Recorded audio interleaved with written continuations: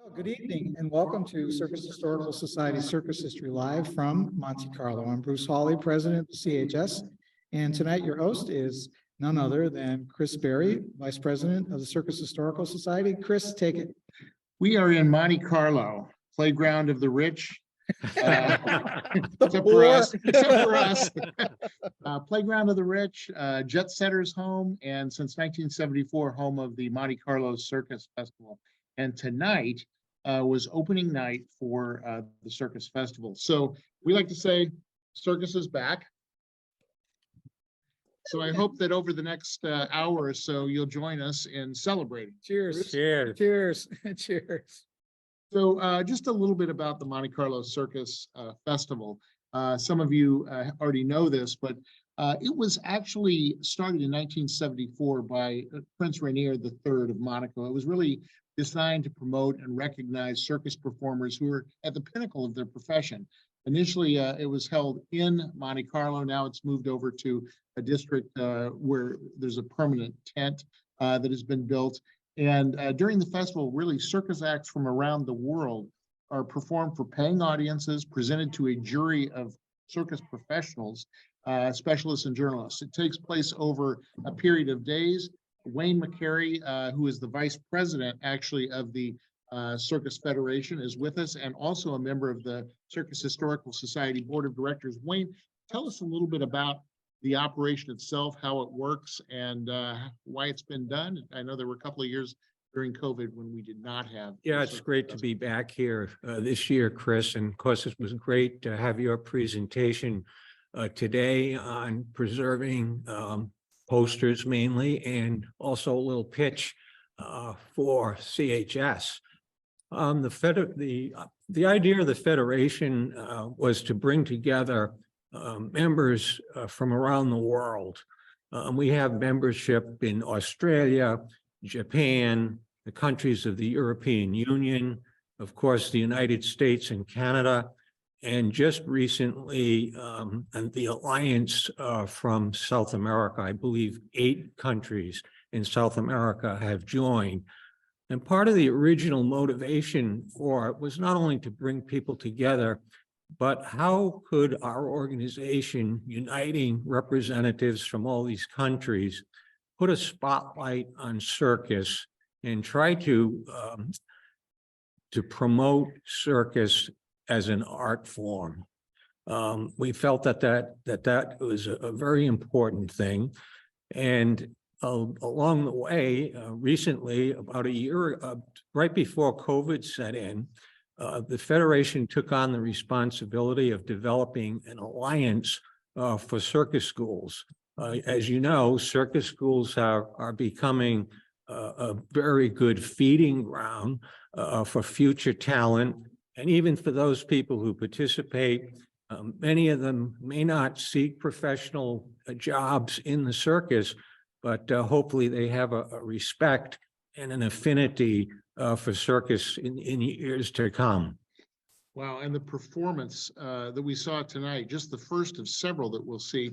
We're very excited to be joined right now by Zsuzsanna Mata.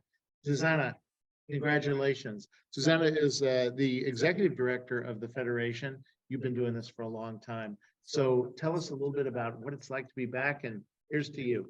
Oh, cheers to you, and thank you very much for joining us in Monaco.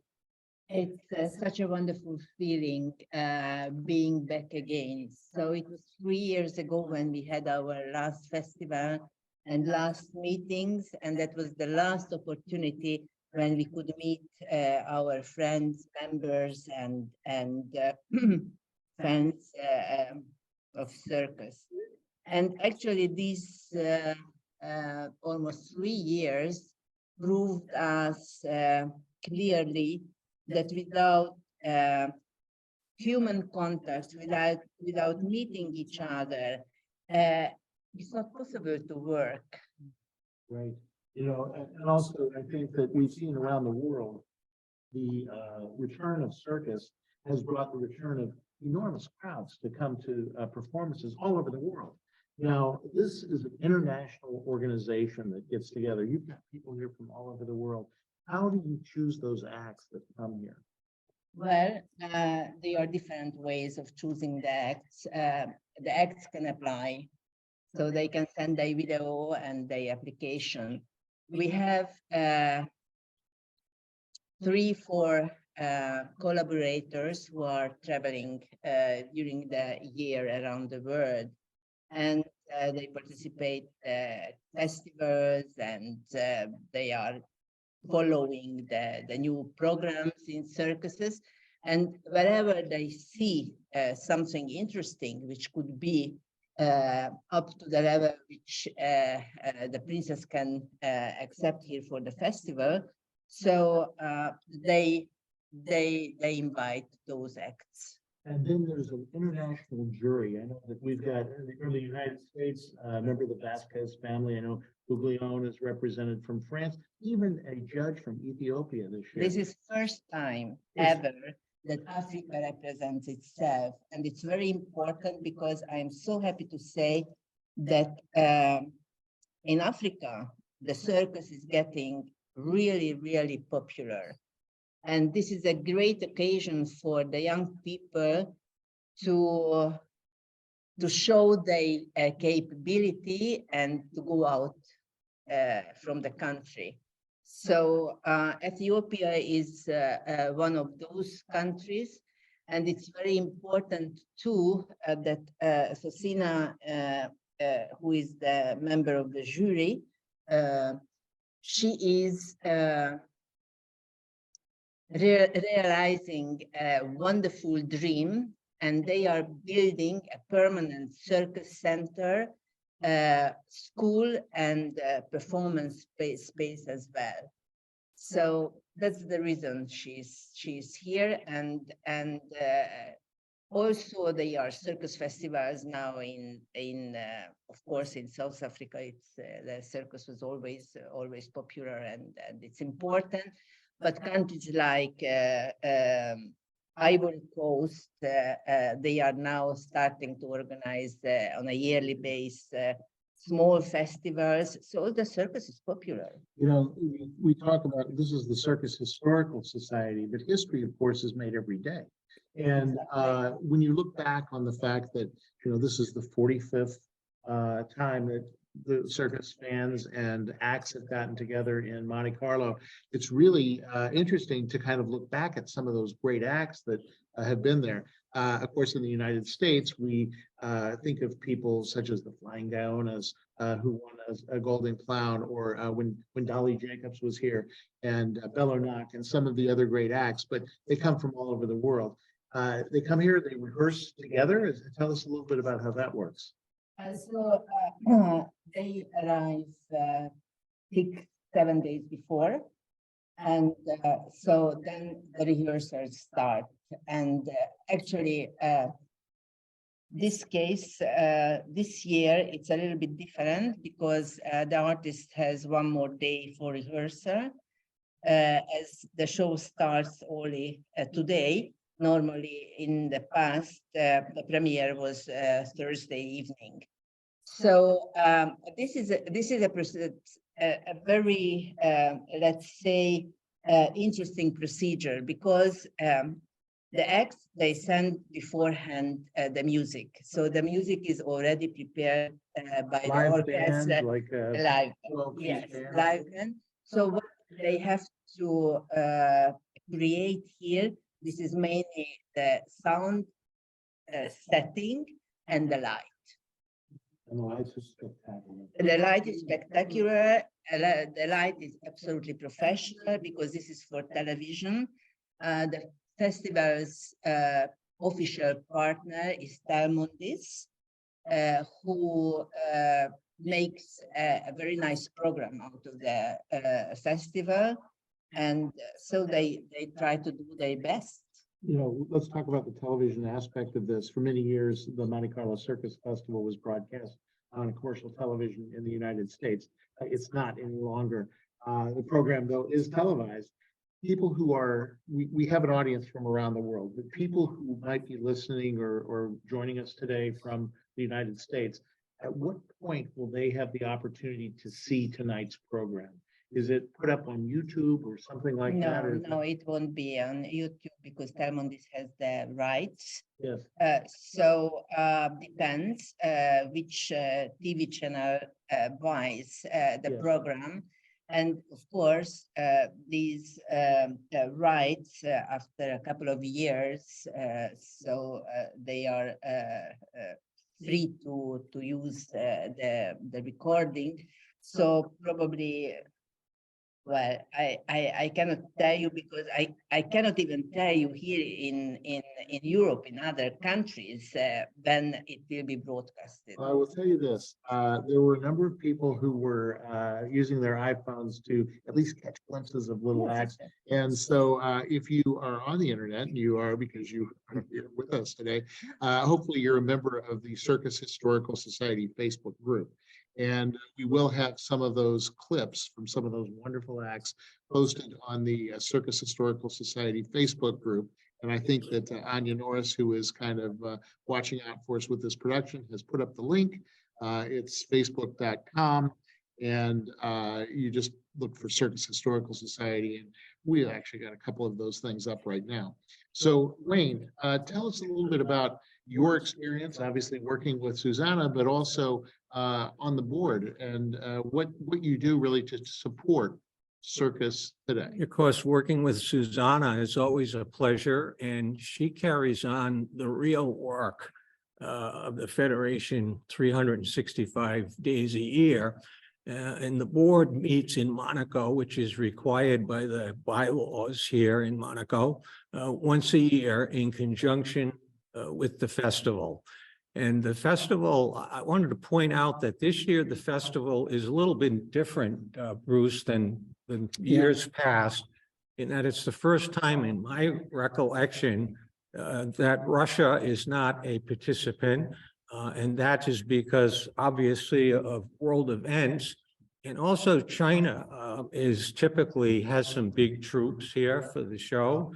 And this year, because of the COVID restrictions in China, obviously it was impossible for them to know if they could get out of the country to come here, and if they got here, would they be able to go back home. But the board, we have several meetings here. There's a board of directors. The directors meet, and then there's a general assembly meeting following the board meeting. And we try to work with Zsuzsanna to support the different things that she carries out. One of the most important things that was established by the Federation is World Circus Day. And World Circus Day this year, I believe, is April 15. Yes. And again, this is something that Zsuzsanna has really championed because it gives circuses around the world an opportunity to do something special on that day. And it helps to promote, again, not only the shows that are exhibiting some kind of an event, special event, but it puts circus in the spotlight. And that is an important part of the mission of the Federation to try to develop opportunities. And as a producer myself, there's no better place on the earth than to come other than Monte-Carlo, because you will see here the most phenomenal circus talent any place in the world. And here you have the opportunity to see so many of these extraordinary performers in one place. And as you can tell, the shows, you really have to love circus because the shows go well past midnight, and that's Zsuzsanna just made it in time. And there are two shows, typically. There's so many acts in the program that you'd have to stay there all night if it was one edition. So fortunately, it is broken up into two parts. 90% of each show performance is different, except perhaps one or two, like the Tiger Act, for instance, would be one that would be in both halves. So those are some of the things and some of the opportunities. And again, it's been over the years. I think this is my 11th or 12th year here. It's been a great opportunity to meet with other circus directors from around the world, to listen to them in the educational forums that are conducted here over several days. So lots of benefits, and just an extraordinary opportunity. And really, I consider it a privilege to be part of it. And again, it's an occasion where some of us have an opportunity maybe to put a little bit back into an industry that's been very kind to many of us, including myself. We're going to talk about some of those terrific acts that we saw tonight, and we'll be coming up. But there's a judging process where we have the golden, silver, and bronze clown award that's given out. Zsuzsanna, tell us a little bit about how the judging works and how the decision was made. I guess the Prince Rainier really came up with that idea, right? Yes, the whole festival was created by Prince Rainier. That was a birthday gift to Princess Stephanie. And she was there tonight. 50 years ago, they were years, few, when we didn't have the festival. So now lately, due to the COVID, before the war in Iraq, and then there was another year when the festival was cancelled in the past. So what is very important that when Prince Rainier helped the circus to survive, because French circuses faced very serious problems in the 70s. So with the creation of this event called Festival, the first festival ever of circus appeared. So today, if we look around, we see that there are festivals all over, but it started from here, from Monaco. And of course, the festival changed during these decades. We have always 6 jury members from different countries. There are professionals. So there, from 1 to 10, they judge the technical part of the technical knowledge of the artist and the artistic impression. And then, of course, the jury had its sessions, and so still they have the opportunity to discuss and make the final decision, which is greatly influenced by the princess. And so and she was there tonight. Princess Stephanie was there. Prince Albert was there tonight.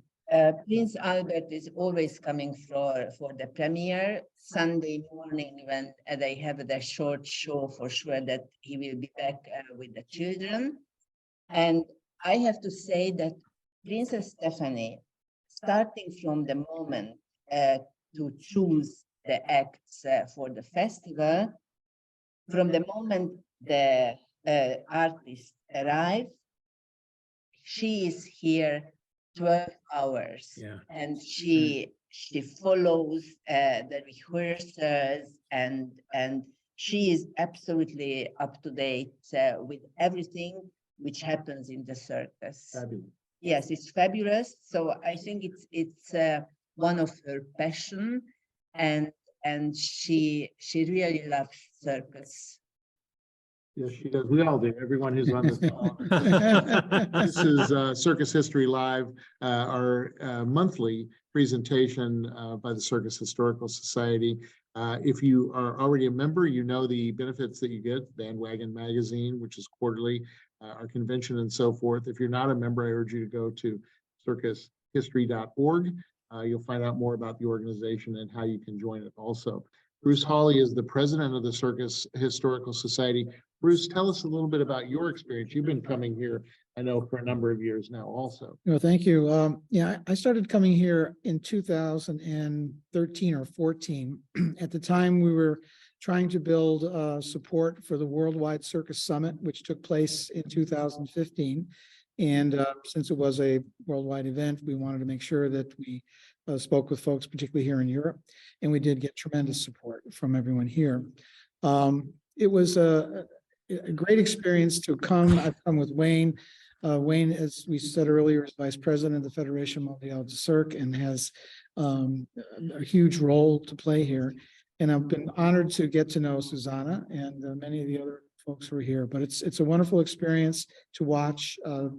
We've fortunately have the ability to watch the rehearsals, which candidly I kind of like the best because you get to see how things are put together, the lighting, music, sounds, and the way it's blocked, and all that. And it's a wonderful experience for folks who are passionate about the circus. We're also joined by another first-time attendee here at the Circus Festival, Stasia Kelly, longtime circus family, grew up in Sarasota, Sarasota Sailor Circus, I know, Yes. even as a performer yourself. So what are your first impressions seeing some of these big acts, a lot of them from all over the world? I feel like I'm having a really new experience. I've been to a lot of circuses. I've spent a lot of time on circus lots with circus people, and it's always wonderful. But being here in Monte Carlo and seeing the dress rehearsals and just being around this international cast of players, it's really mind-boggling what they're doing in the ring here at Monte Carlo. I mean, I've seen things in the past 48 hours that I've never seen in my life. Such as?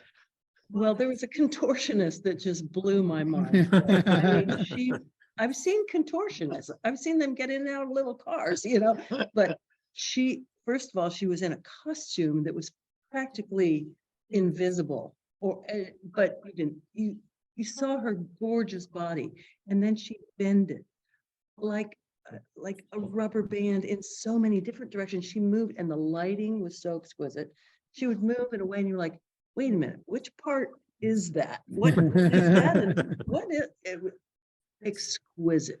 And we'll get some of those videos of that contortionist and the other acts up on the Facebook page of the Circus Historical Society. But one of the things, and like you said, we've seen contortionists on circuses in the past. She got a standing ovation. A standing ovation for a contortionist, and these are some of the most, discerning critics of circus performances in the world. I thought that was really I interesting. think everything was working together in a way that I had never seen before. The lighting is exquisite. She was on a pedestal that turned. The music is just phenomenal, and she was such an exquisite performer. It took me to a whole different place that I had not been before at the circus. And one of the things, of course, that we're seeing here that we're not seeing as much of in the United States right now are animal acts, horse acts, tiger act. Wayne, you've seen a lot of these circus performances here in Monte Carlo. Which one tonight kind of, got your attention? I think a lot of them got my attention because, as she just pointed out, they're unique kinds of acts that we don't always see at home in the States for a variety of reasons. But I have to say my favorite was Rene Castelli, the writing act. He is an incredible performer. In my mind, with the right backing, he's another Gunther Gable Williams. Yes. A few years ago, when we saw him in the show, he did a double somersault from the back of an elephant to the back of another elephant.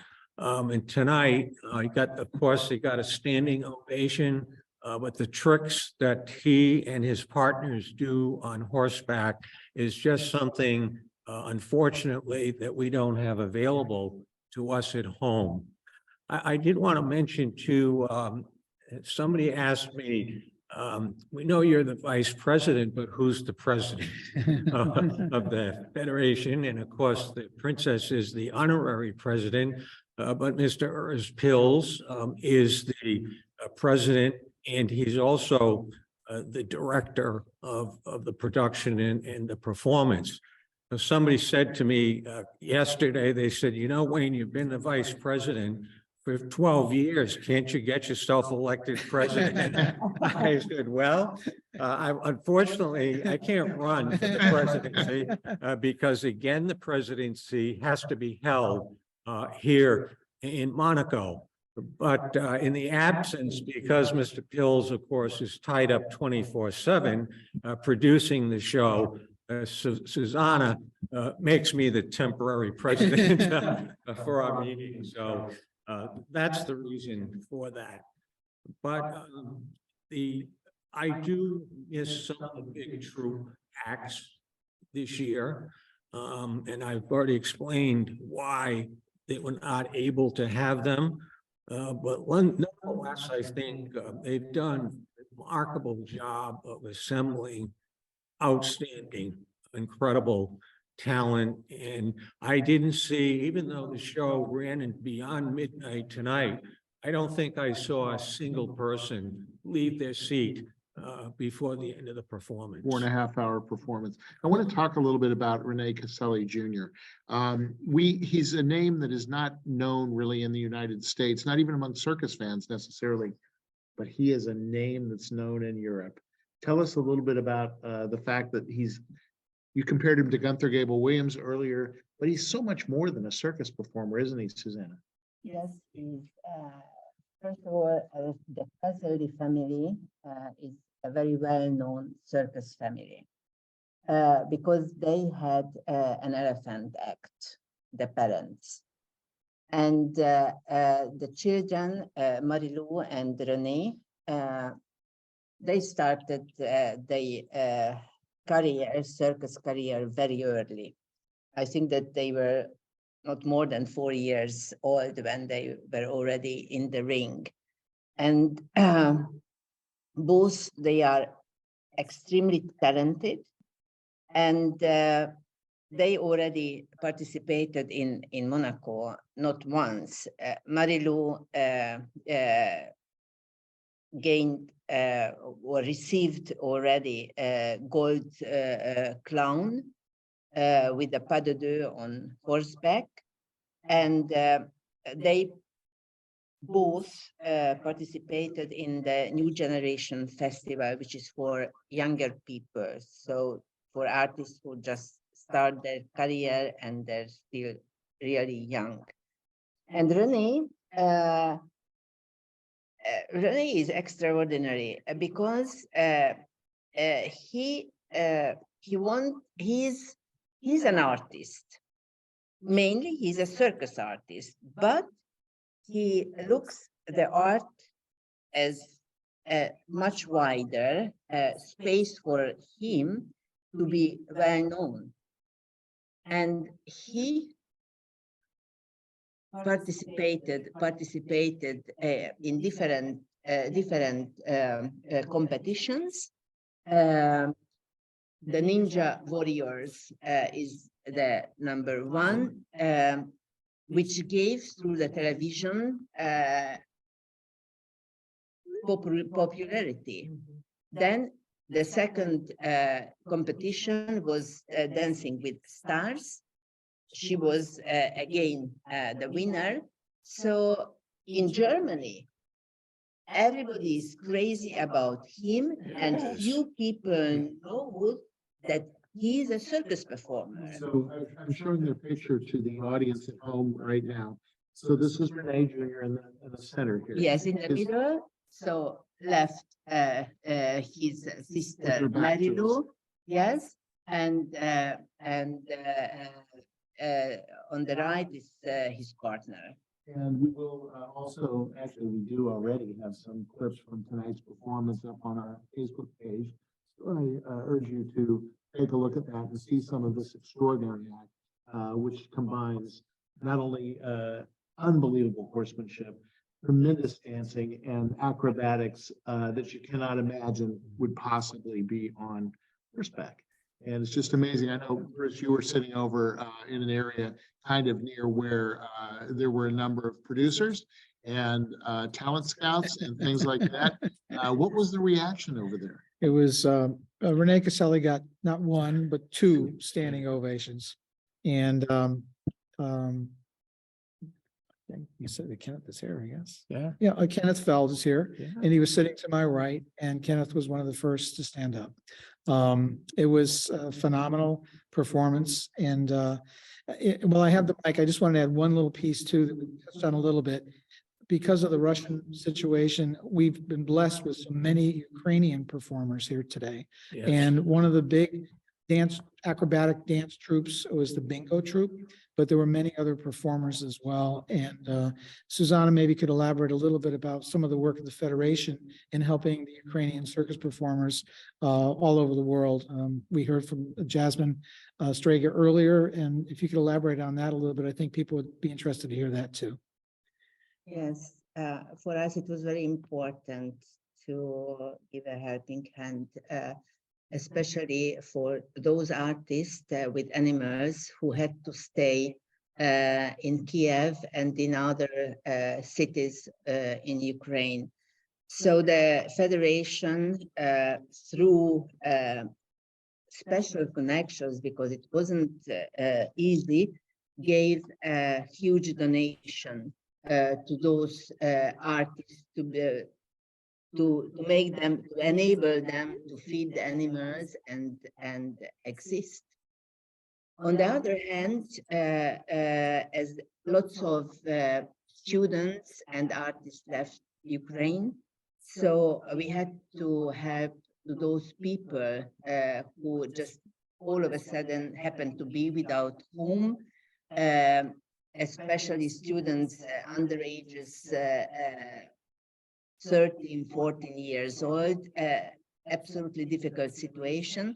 So I have to say that almost 130 Ukrainian students from circus schools came to Budapest, and they are still in Budapest. They received not only accommodation, food, but they joined the circus school in Hungary. So they have their daily routine, and they can participate also in the program in the building in Hungary. It was Poland,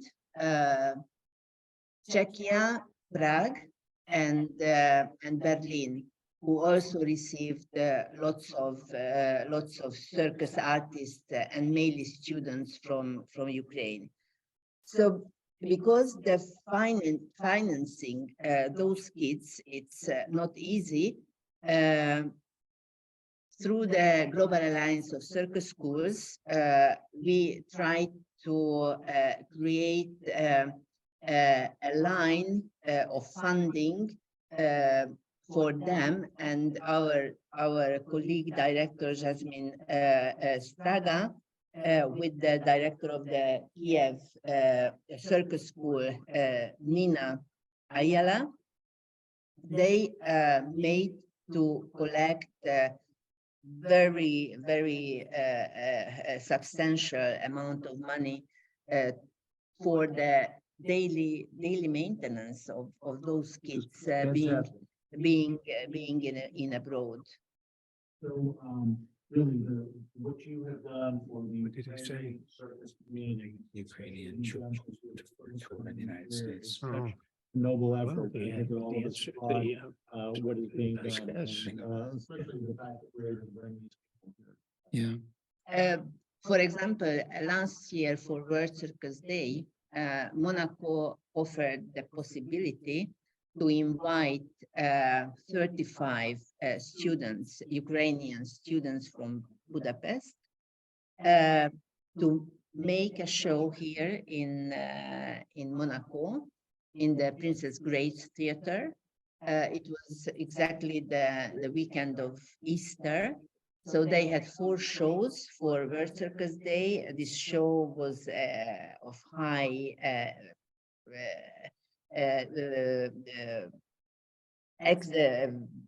Quality. yes, quality, and lots of people came and bought tickets, and everything which was collected money-wise, it was given to them as donation.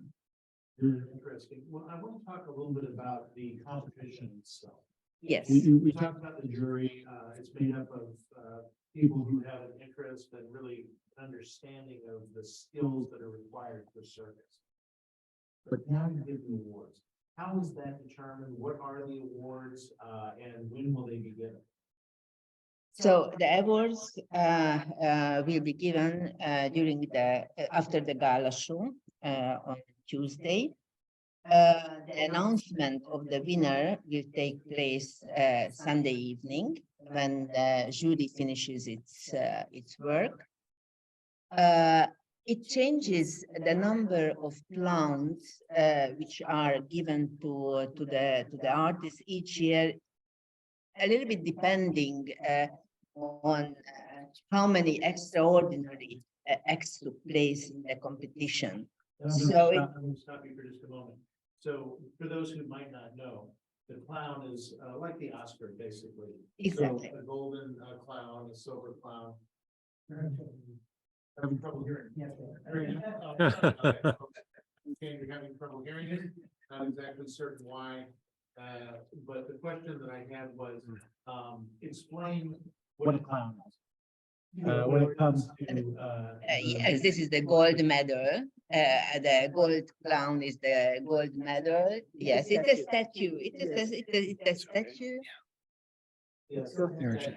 Yes, it's a statue which we have a gold, a silver, and a bronze one. So the number of clowns given to the winners depends. So normally there is one or two gold clown, 2, 3 silver, and it might be even 5 bronze. Oh, really? Yes. That's amazing. And then we have the special prizes. Among the special prizes, the 2 most important ones are given together with the main prizes after the gala show. And special prizes offered by circus directors, organizations, etc. They are given after the announcement of the result. So And Sunday night. I know.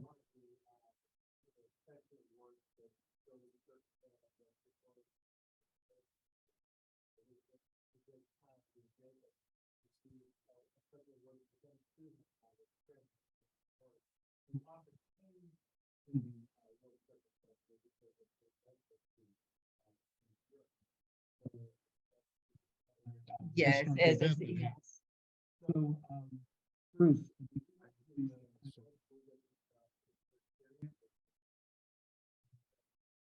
Well, Wayne wanted to add something. As an example, I first saw the bingo troupe performing over here several years ago.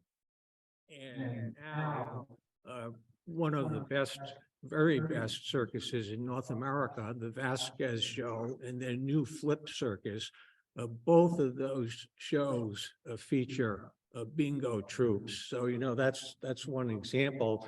And it's also great that they are from the Ukraine. I wanted to mention our good friend Wesley Williams. I think we were hoping we might be able to get him here, but the performance ran so late. Probably still going. Yeah. It's 1:38 in the morning here, folks. Yeah, maybe some of you know that a couple of weeks ago, Wes made it into the Book of Guinness records for riding the world's tallest unicycle. He was in the show tonight. We understand he wants to break his record already. That's in Book of Guinness. It's a remarkable act. He also got a standing ovation tonight, which was nice to see.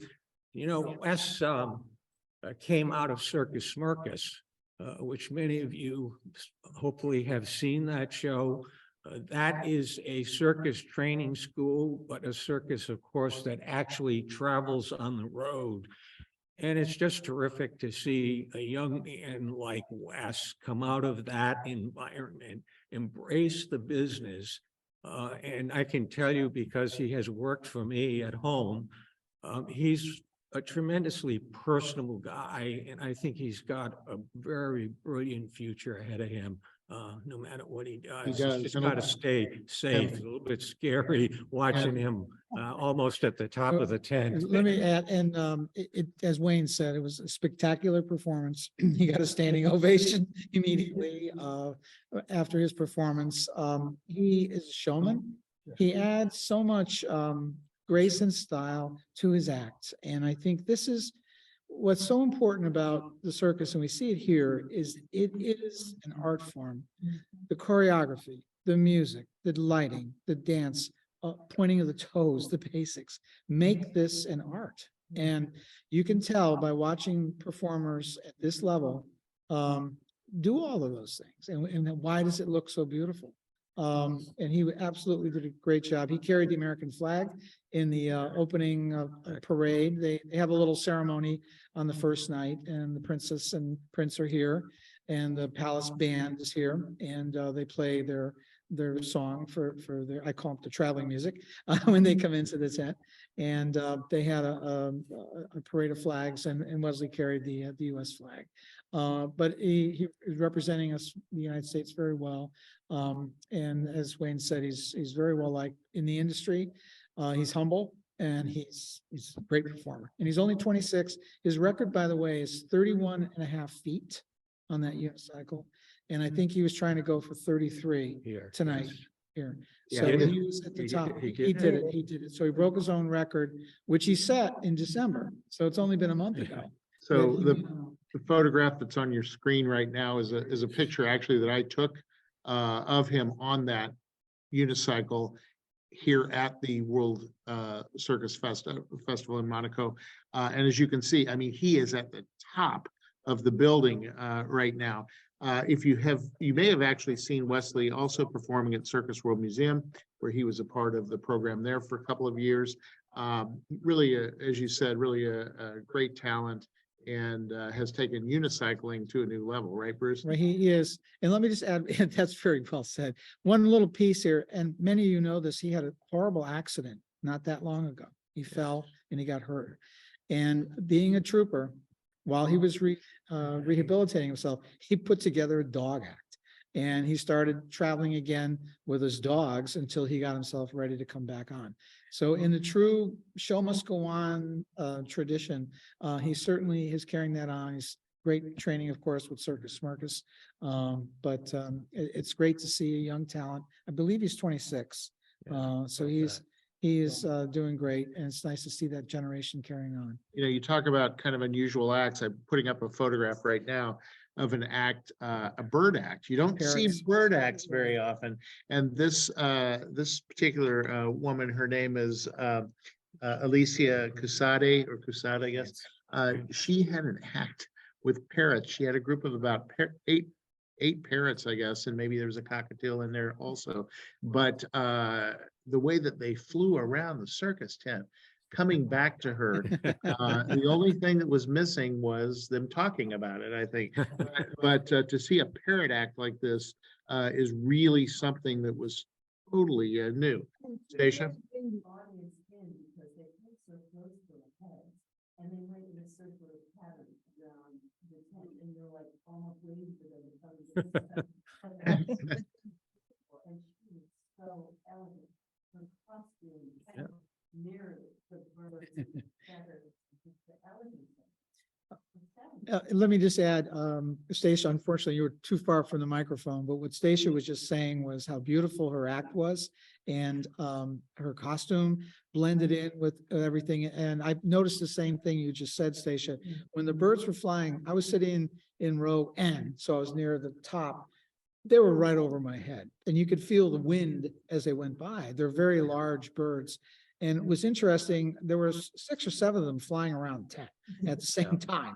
And they're very beautiful, and it's a very unique act. You don't see that kind of thing. Another unique act that we saw tonight was Bruno Tony. Bruno Tony had a tiger act.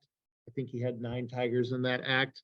And we will also be putting up some of the clips of that because obviously we haven't seen a tiger act in a few years to this extent in the United States. And it was really interesting to see this. Now, the Tony family, obviously, you know, they're huge in Europe. Flavio came to the United States with the Ringling Circus at one point. Yep, he did. But this tiger act, I mean, a combination of white tigers, and I think those might have been Bengals that were in there. Wow, what is that? Do you get many those kind of wild animal acts, Zsuzsanna? No, I think that Monaco is one of the rare places today in the world where you can see acts like that. So if somebody could be here 2019 when Martin Lacey participated. So he is the only performer who had 26 lions in the cage. And the act was absolutely fabulous. So he was given not only the Golden Clown, but something which is superior to that, so an extra master degree in animal training. Bruno started his career not long ago, and probably he is one of the few artists whom the COVID period helped a lot. They had a contract in Moscow in the Nikolin Circus right before the COVID started. So when the borders were closed, they couldn't go out, and the Nikolin Circus was really, really very kind, and they hosted them for 8 months. And this 8 months, every day was for rehearsal. Very interesting. So that was something very, very important. Plus, I should say that Bruno has the big advantage that his father is a really knowledgeable animal person, or so he knows the animals very, very well, and he teaches Bruno. So, you know, we saw the big steel cage again with those tigers, mirror balls, which for those of us in the United States reminded us of Charlie Bauman, who was on the Ringling Circus for so many years. But some questions have been raised, and if you have questions, either for Zsuzsanna or other people who are on the call, I urge you to go into the chat and feel free to ask them. But Bob Ammon asks the question, Zsuzsanna, tell us a little bit more about the size of the chapiteau and the seats, the number of seats, how many people it seats, where the backyard area is, the midway, and so forth. Yes. So the chapiteau has 4,600 seats. And they were full tonight. Yes, and it was for tonight, and I hope that it will be full for the rest of the days for the shows. And it is normally like that. The show goes on until the very end of January. The gala show, I mean, so the best will stay here a little bit more. The size of the ring, it's the same 30 meters. Yep. So you cannot change that, because then you cannot host horses or other acts which are depending on the size of the ring.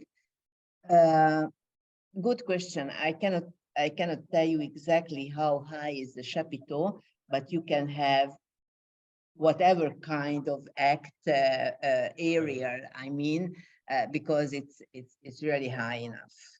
So, you know, we're talking a little bit about some of the acts that we saw tonight, but there are also acts coming up that we did not see tonight. for example, the Mustafa Danger Act, they're gonna do a 7-man pyramid like the Walindas did. And it's very, very unusual to see an act like that. But wow, what an opportunity. A flying return act with, I think, 8 people in the act. Yes. Flying martinis. Yes. Flying So, you know, while Wayne made the comment that we don't see as many of the big troops, there are some groups there that, mostly families, which bring their families in. Yes, so Monte Carlo is special because here you really can have big groups. So this is the festival which can allow to hire huge groups. In the meantime, when you go to a let's say normal circus show, so there is no circus director who can hire for a season such acts. And one other thing that Monaco sometimes Monte Carlo ask for big groups and special acts, and in a way they are also financing the preparation. We saw a number of acrobatic groups. We talked about Casale's acrobatics on horseback. It was really interesting act called the Black Blues Brothers. Oh yes, oh yes. Kenya, from Kenya, Oh, yes. Kenya. That was Kenya. good too. Act forming to the soundtrack, basically, of Blues Brothers. There was Ray Charles, there was Sam Day, good. and there was terrific acrobatics. Yes, they are very, very good acrobats. Just you cannot imagine how they learned their skills and under which circumstances they practiced. So it's unbelievable. And what makes the act, besides that technical knowledge for me, very interesting, that the joyfulness of Oh the my act. gosh, yes. So everybody wants to laugh and Yes. and you know, just to move with Yes. them. Yes. So we'll yes. have some of those clips up on the Facebook page, the Circus Historical. Chris, before we go too far, I just wanted to add something to the question that Bob Ammon asked. And Zsuzsanna started to explain the tent, the chapiteau. It is actually a building, but it looks like a chapiteau because the top of the roof is a fabric roof, a vinyl roof. Exactly. It's only just the half of the chapiteau is concrete. Right. And the top is yes, it's material. So And the other thing that Canobio did it. is a canobio, it's a canobio top. Canobio, of course, does many of the vinyl tents that we see throughout the world. And in the United States, a lot of circuses use those. The other Great. interesting thing about this particular chapiteau is the masts are on an angle. They're not straight up. And on an angle, that allows them to have these huge lighting arrays, these trusses with 30, 40 lights. You know, today they use all of the digital lights, the LED lights, I should say, and with all the little motors and whatnot. And the lighting is spectacular. There's no other way to say it. You know, the light, just to come see the light show, but it's beautifully done. And they actually have men or people up in the rigging with those lights, as well as the follow spots. So it's a beautifully done setting for a circus. What is important for me that you have to be very careful about the light, because this is not a light show. Right. The light has to support and add Exactly. to the act. Exactly. Nice. And I think that the way the light was designed for the show, it's perfect. It really is. And the band is a very The band large is- band. the It's band is very- spectacular, spectacular band. Chris, I have a question for you. You know, you're a busy guy with your real job and all the research and the terrific articles you write for Bandwagon. But somehow it took me 5 years to convince you to come over here. And now that you're here, I just wondered what your overall impression is. It's fabulous. And obviously, the last couple of years, I haven't had the ability to come because we didn't have a circus federation festival here. But I would say, I would encourage anyone on this call to start planning for next January to come. Bucket list. It is an experience really for me that's unlike any other. And I've been to a lot of circuses also. The quality of the acts is superior to anything I think I've probably ever seen, as you said, together. Because no circus producer, even the greatest of greats, are going to be able to pull together this level of performer. The experience of, I actually wondered, am I gonna see people who I know? I see people I know. And I think that it's really interesting over the next day or so. I know a lot of people are going to be coming in from across Europe, across the United States even, who will be coming in for the shows that we'll be seeing. It's fabulous. I, again, would urge anyone to come and see it. It's coming up on 2:00 in the morning right now in Monaco. But I have a couple of things that I want to talk about. You may have noticed that Bruce and Stasia and I are wearing these scarves. Zsuzsanna, tell us a little bit about the history and tradition of the scarf that is associated with the festival. Yes, this is a tradition from the very beginning that there is a scarf designed especially for the festival. And so when people go to the show, everybody has the scarf put on. So you can see from a distance that those are going to the show. At the beginning, the difference was that the scarf was much more sophisticated, and it didn't have the number which festival you use for. It has only the International Circus Festival of Monte-Carlo, and on the other side, the pattern of the flag of Monaco and written Monaco. Later on, of course, each year the scarf is different, and so since a couple of years, we have. So this is not silk. So maybe it looks silk, but it isn't. It's made in China. So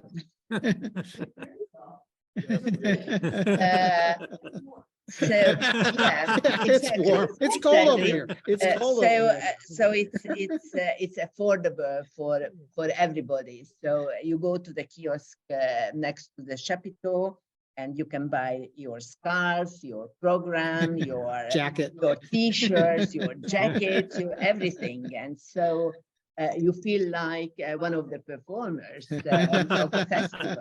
And then again, you don't just pick up popcorn and hot dogs, but you get your champagne, you get your crepes, churros, anything you might want to. Just, from our perspective in the United States, maybe non-traditional circus food, but boy, it sure adds to the experience. Chris, if I can elaborate on the I food. would recommend to everybody who's coming to this festival to try the coffee with Cointreau and cream.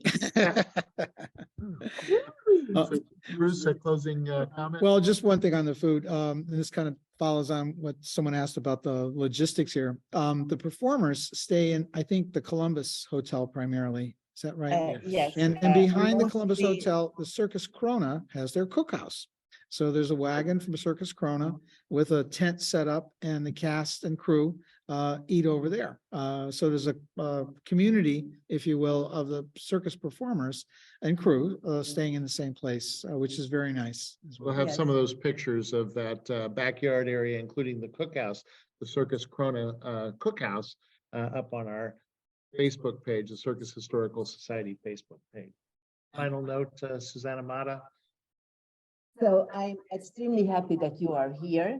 So Chris, I believe that you already are thinking about buying your tickets for next year. I thought she was going to say condo here. Condo. And we would like to invite everybody to circus. And if you come here, So you will never ever question that circus is an art form And the circus is alive. and the circus is alive. And circus history being made every day, including today in Monte Carlo. I'd like to thank everyone for joining us for this episode of Circus History Live. It's a monthly presentation that the Circus Historical Society does. We really urge you to join the CHS. If you're not already a member, you can go to circushistory.org for information. I would especially like to thank our guest tonight, Bruce Hawley, President of the Circus Historical Society, Board Member Wayne McCary, who also is Vice President, as he told us, of the Federation, Stasia Kelly, who is also a member of the board of the Circus Historical Society, and especially Zsuzsanna Mata, who is Executive Director of the Federation. Thank you again. We've enjoyed this conversation. Thank you for joining us, and we look forward to seeing you again. We'll see you down the road on another edition of Circus History Live. Good night, Good night. everyone. Thank you. Thank you. Good night, everyone. Don't forget, we'll post this on YouTube in a couple of days, so go to the CHS YouTube channel. If you did miss the whole program, you can see it over there. Thank you again. Good night. Good night.